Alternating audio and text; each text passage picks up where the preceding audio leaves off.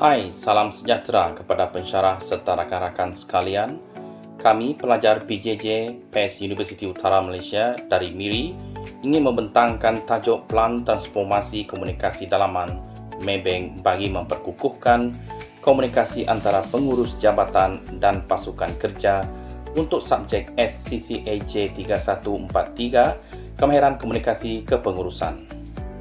Nama saya Andrew Anak Lipa, pemegang nombor metrik 296459 dan saya akan membentangkan bahagian pengenalan komunikasi organisasi. Latar belakang Maybank serta objektif pelan transformasi komunikasi dalaman Maybank. Baiklah, saya mulakan dengan pengenalan.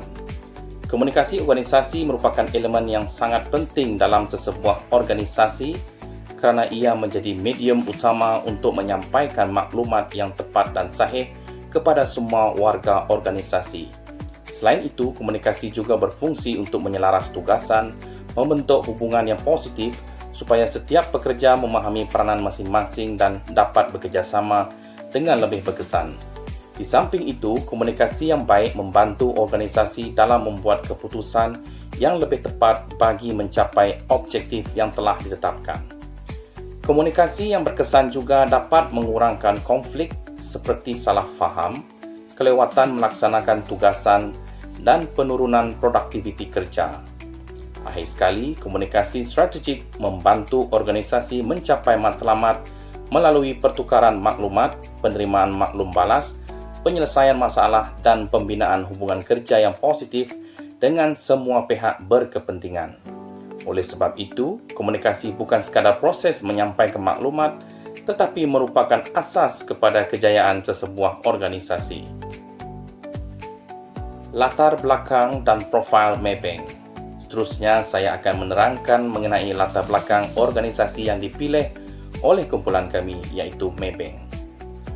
Maybank merupakan institusi kewangan terbesar di Malaysia dan antara kumpulan perbankan terkemuka di Asia Tenggara. Dengan operasi yang melibatkan ribuan pekerja serta rangkaian cawangan yang luas, Maybank memerlukan sistem komunikasi dalaman yang cekap bagi memastikan setiap operasi dapat dijalankan dengan lancar. Maybank mempunyai beberapa jabatan utama seperti Jabatan Operasi, Jabatan Sumber Manusia, Jabatan Teknologi Maklumat, Jabatan Pemasaran, Jabatan Pengurusan Risiko dan Jabatan Khidmat Pelanggan. Walaupun setiap jabatan mempunyai fungsi yang berbeza, semua jabatan perlu bekerjasama untuk mencapai matlamat organisasi. Oleh itu, komunikasi yang berkesan amat penting di organisasi Maybank kerana ia membolehkan organisasi menyampaikan arahan dengan jelas, menyelaraskan kerja secara sistematik serta memastikan setiap perubahan polisi, prosedur, operasi dan strategi organisasi dapat difahami dengan cepat oleh semua pekerja. Ringkasnya, semakin besar sesebuah organisasi, semakin penting komunikasi dalaman yang tersusun dan berkesan. Objektif pelan transformasi. Baiklah, seterusnya ialah objektif pelan transformasi komunikasi dalaman Maybank. Pelan ini dibangunkan bagi membentuk ekosistem komunikasi yang lebih moden bagi mencapai kelancaran maklumat maksimum iaitu melalui 4 objektif utama.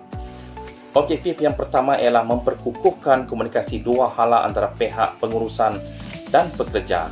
Tujuannya adalah untuk mengurangkan jurang komunikasi serta menggalakkan pekerja memberikan maklum balas kepada pihak atasan. Objektif yang kedua ialah meningkatkan komunikasi rentas jabatan supaya maklumat dapat dikongsi dengan tepat dan setiap jabatan dapat melaksanakan tugas secara lebih selaras. Objektif yang ketiga ialah mengoptimumkan penggunaan alat komunikasi digital seperti Microsoft Teams, email korporat dan portal intranet. Penggunaan platform ini dapat mempercepatkan penyampaian maklumat dan meningkatkan kerjasama dalam organisasi. Akhir sekali, objektif yang keempat ialah menambah baik pengurusan konflik dengan menyediakan prosedur komunikasi yang jelas supaya setiap isu dapat dibincangkan secara profesional sebelum sesuatu keputusan dibuat. Keempat-empat objektif ini saling melengkapi bagi mewujudkan sistem komunikasi dalaman yang lebih cekap, tersusun dan mampu menyokong prestasi organisasi secara keseluruhan. Sekian sahaja pembentangan dari saya. Terima kasih. Assalamualaikum dan salam sejahtera. Saya Maisarah binti Samad, nombor matrik 296392. Terima kasih kepada rakan seperjuangan saya yang telah membentangkan tajuk sebelum ini. Seterusnya, saya akan menerangkan berkaitan analisis SWOT komunikasi Maybank serta dua bentuk pelan komunikasi yang telah dicadangkan, iaitu komunikasi ke bawah dan komunikasi ke atas. Bagi menilai keberkesanan komunikasi dalaman Maybank, analisis SWOT digunakan bagi mengenal pasti kekuatan, kelemahan, peluang dan ancaman yang boleh mempengaruhi sistem komunikasi organisasi. Dari aspek kekuatan, Maybank mempunyai struktur organisasi yang jelas dan tersusun. Keadaan ini memudahkan proses penyampaian maklumat antara pihak pengurusan dengan pekerja. Selain itu, tenaga kerja yang berpengalaman dan profesional turut membantu membentuk budaya komunikasi yang lebih sistematik. Namun begitu, terdapat beberapa kelemahan yang perlu diberi perhatian. Antaranya ialah komunikasi dua hala yang masih kurang aktif antara pengurus dan pekerja. Keadaan ini boleh menyebabkan berlaku salah tafsir terhadap arahan kerja sekiranya maklumat yang disampaikan tidak jelas. Seterusnya, dari aspek peluang, perkembangan teknologi digital memberi ruang kepada Maybank untuk meningkatkan komunikasi dalaman melalui penggunaan platform digital. Selain itu, latihan kemahiran komunikasi dan sistem maklum balas pekerja juga boleh diperkenalkan bagi meningkatkan keberkesanan komunikasi. Akhir sekali ialah ancaman, di mana komunikasi yang tidak diuruskan dengan baik boleh menyebabkan konflik, penyebaran maklumat yang kurang tepat serta cabaran dalam penerimaan perubahan oleh pekerja. Seterusnya ialah pelan komunikasi ke bawah atau downward communication. Komunikasi ke bawah merujuk kepada proses penyampaian maklumat daripada pihak pengurusan atasan kepada pekerja bawahan. Bagi Maybank, beberapa cadangan pelaksanaan boleh digunakan seperti mengadakan mesyuarat mingguan sama ada secara fizikal atau digital bersama ketua bahagian untuk menetapkan sasaran kerja. Selain itu, penggunaan email rasmi, Microsoft Teams dan portal intranet dapat membantu memastikan maklumat penting disampaikan dengan lebih cepat dan seragam kepada semua pekerja.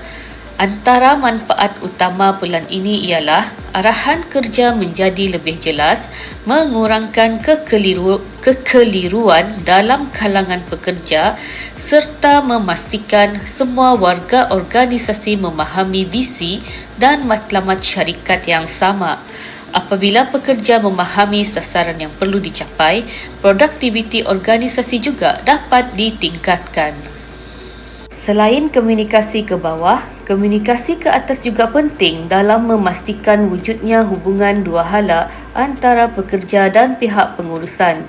Komunikasi ke atas memberi peluang kepada pekerja bawahan untuk menyampaikan pandangan, maklum balas serta cadangan penambahbaikan kepada pihak atasan.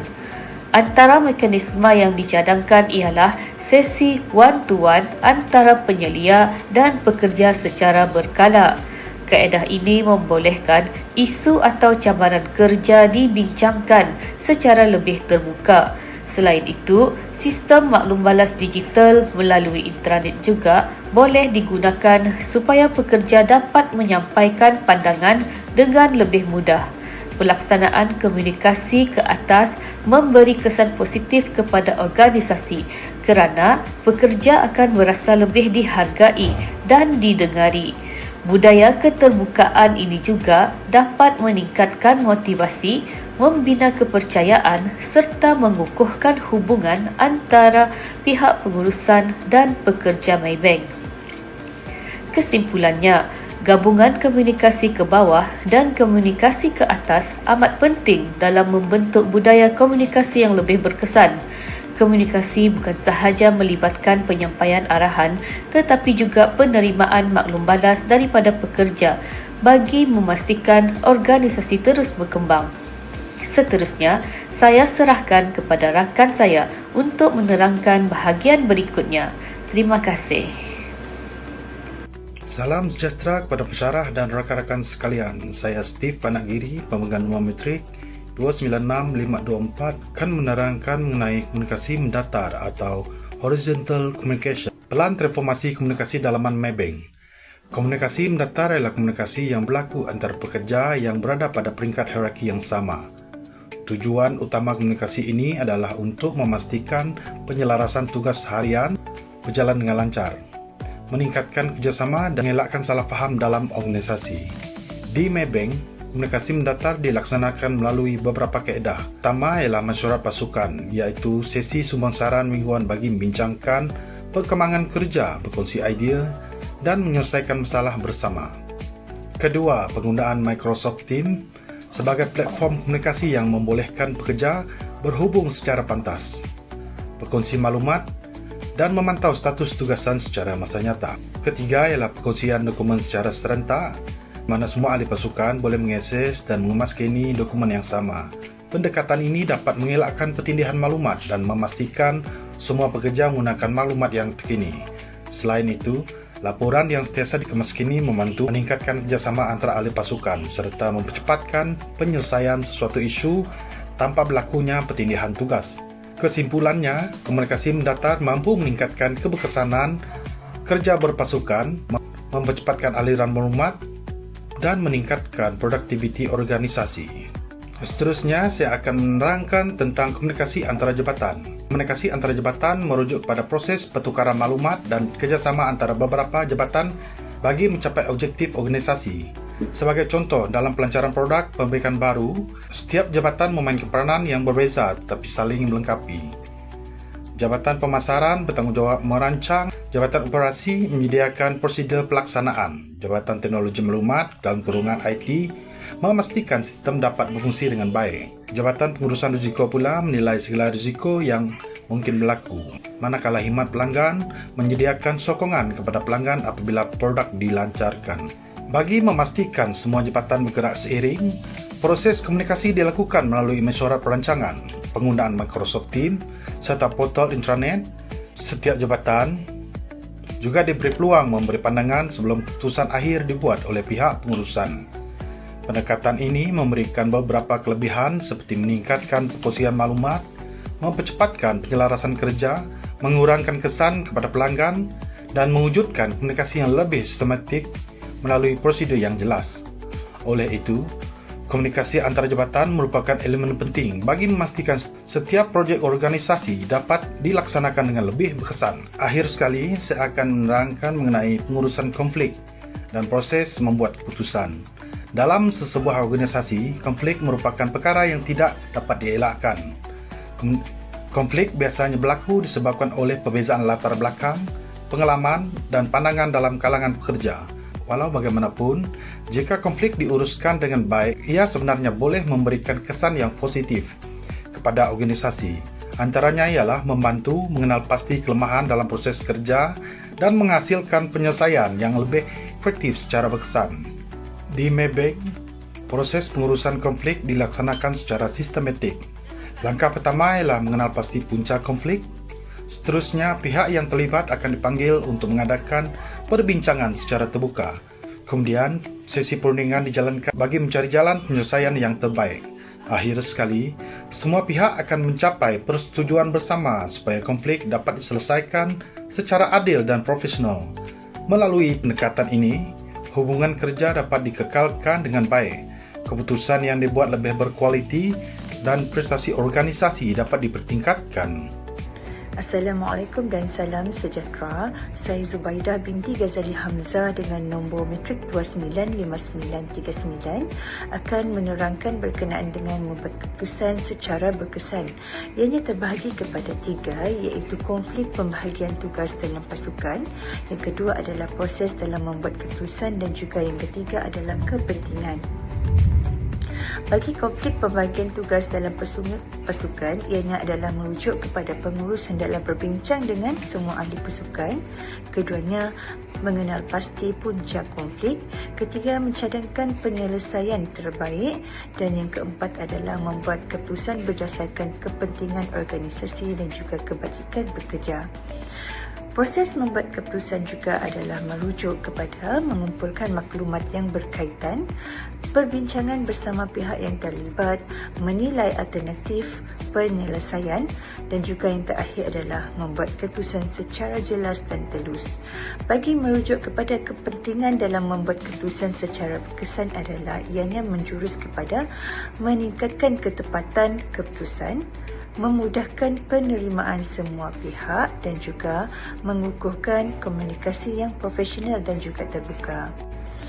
Bagi penilaian keberkesanan program, indeks prestasi utama KPI transformasi juga terbahagi kepada 3. Daripada analisis, kadar kepuasan maklum balas kekitangan adalah sebanyak 85%, manakala pengurangan purata kes konflik dalaman adalah 70% dan penyertaan sesi taklimat himayat iaitu town hall merujuk kepada 95%. Kaedah penilaian pula adalah terdiri daripada kajian selidik kepuasan pekerja yang menjurus kepada analisis keberkesanan, komunikasi antara jabatan, kadar penyertaan dalam mesyuarat dan juga jumlah konflik yang berjaya diselesaikan.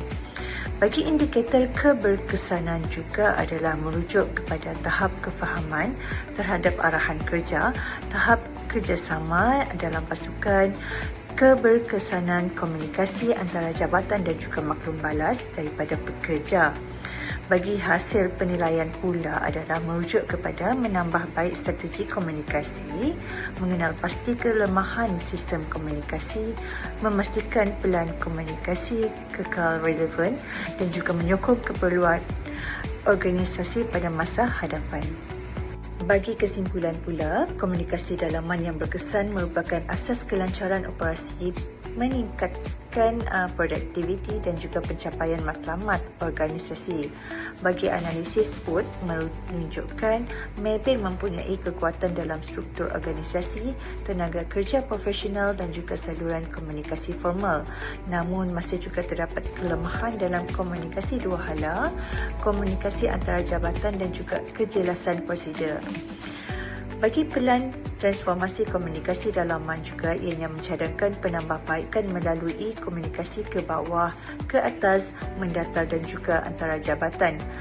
Bagi penggunaan platform seperti Microsoft Teams, email corporate, portal intranet dan juga sistem maklum balas digital ianya sangat membantu mempercepatkan penyampaian maklumat.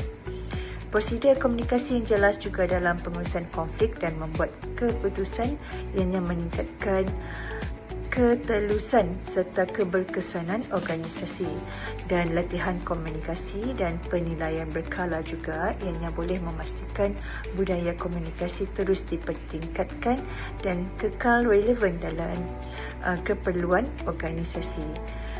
Baiklah, sekian, terima kasih daripada kumpulan kami.